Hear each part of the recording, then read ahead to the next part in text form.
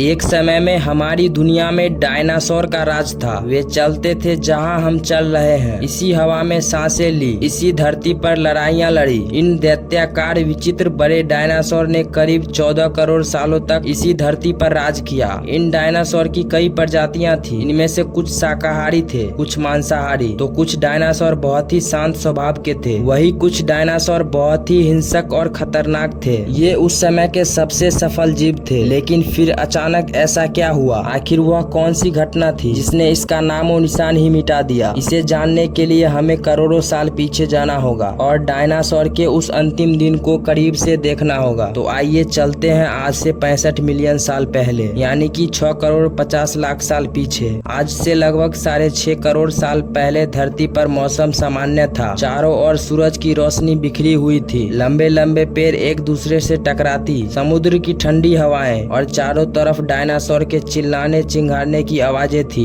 जब ये सारी डायनासोर्स की प्रजाति बड़े ही आराम से धरती पर अपना जीवन बिता रही थी, तब 10 करोड़ साल पहले ही इनकी किस्मत लिखी जा चुकी थी। आज से लगभग 10 करोड़ साल पहले ही एक छोटा एस्टेरॉयड का टुकड़ा जो सुदूर अंतरिक्ष से आ रहा था, वह पृथ्वी से लगभग 20 करोड़ मील दूर मंगल और बृहस्पति के बीच बने क्षुद्र ग्रह बेल्ट में घूम रहे एक बड़े एस्टेरॉयड से जा टकराता है। इस टकराव से उस बड़े एस्टेरॉयड की दिशा बदल जाती है और वह क्षुद्र ग्रह बेल्ट से निकलकर सीधे पृथ्वी की ओर 22,000 मील प्रति घंटे की रफ्तार से बढ़ने लगता है। जब यह एस्टेरॉयड पृथ्वी से 3,84,000 किलोमीटर की दूरी पर था, तब धरती से शायद डायनासोर का अंत ना होता यदि यह एस्टेरॉयड पृथ्वी के उपग्रह चांद से टकराता। लेकिन नियति को कुछ और ही मंजूर था, इसलिए ये बड़ा एस्टेरॉयड चांद के बहुत नजदीक से गुजर गया। 40 किलोमीटर के व्यास वाला 2 ट्रिलियन मैट्रिक टन का ये एस्टेरॉयड प्रत्येक सेकंड के साथ साथ धरती के करीब बढ़ता जा रहा था। ये एस्टेरॉयड जब पृथ्वी के वातावरण के संपर्क में आया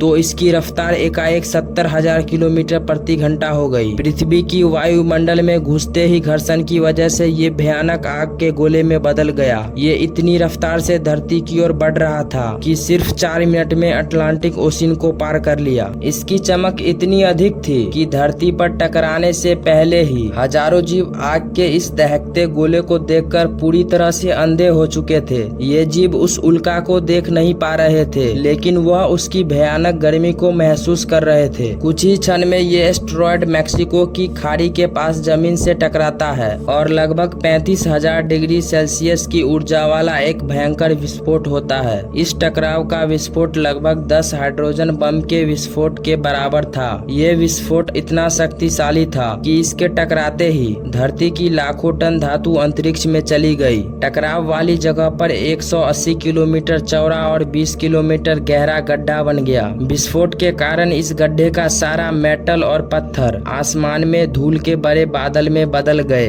टकराव के 16 मिनट 40 सेकंड बाद जमीनी टकराव की वजह से धरती के अंदर चारों ओर 11.1 तीव्रता की भूकंपीय तरंगे उठने लगी। इस वजह से समुद्र में विशालकाय लहरों का निर्माण हुआ और एक के बाद एक सुनामी लहरें चारों तरफ बढ़ने लगी। भूकंपीय तरंगों ने सभी सक्रिय ज्वालामुखियों को दहका दिया, जिसके कारण जगह जगह डायनासोर का विनाश शुरू हो गया। धरती के महाविनाश की प्रक्रिया आरंभ हो चुकी थी। इस भयानक विस्फोट में रेडिएशन की मात्रा इतनी बढ़ गई कि इसके 800 किलोमीटर के दायरे में आने वाले सभी जीव जलकर पूरी तरह से राख हो चुके थे। इस महाविनाश में उड़ने वाले डायनासोर इन जमीनी खतरों से तो बच निकले, लेकिन ये तो महाप्रलय की बस शुरुआत मात्र थी। विस्फोट की वजह से जो लाखों टन मेटल, पत्थर और धूल अंतरिक्ष में गया था, वह ग्रेविटेशनल पुल के कारण ठीक 40 मिनट बाद आग के गोले के रूप में पूरी धरती पर बरसने लगे। साथ ही धूल का एक बहुत बड़ा तूफान 6000 प्रति किलोमीटर घंटे की रफ्तार से पृथ्वी के दूसरे तरफ मौत लेकर आ रहा था। ये धूल के बादल कई किलोमीटर मोटे थे,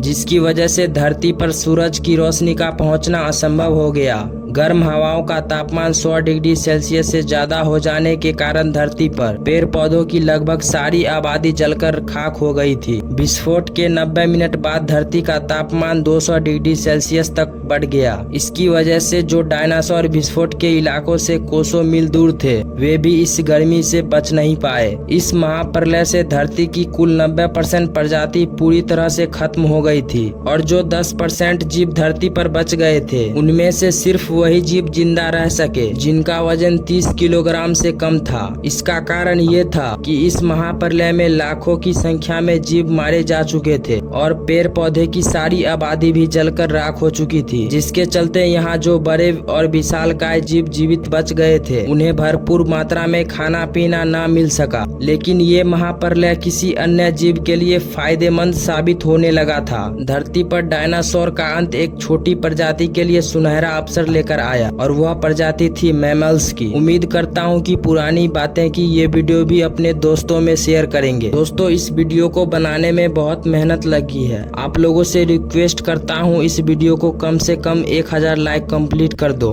और चैनल पर नए हो तो सब्सक्राइब करके जाना। मिलते हैं एक और नए वीडियो में। जय हिंद, जय भारत।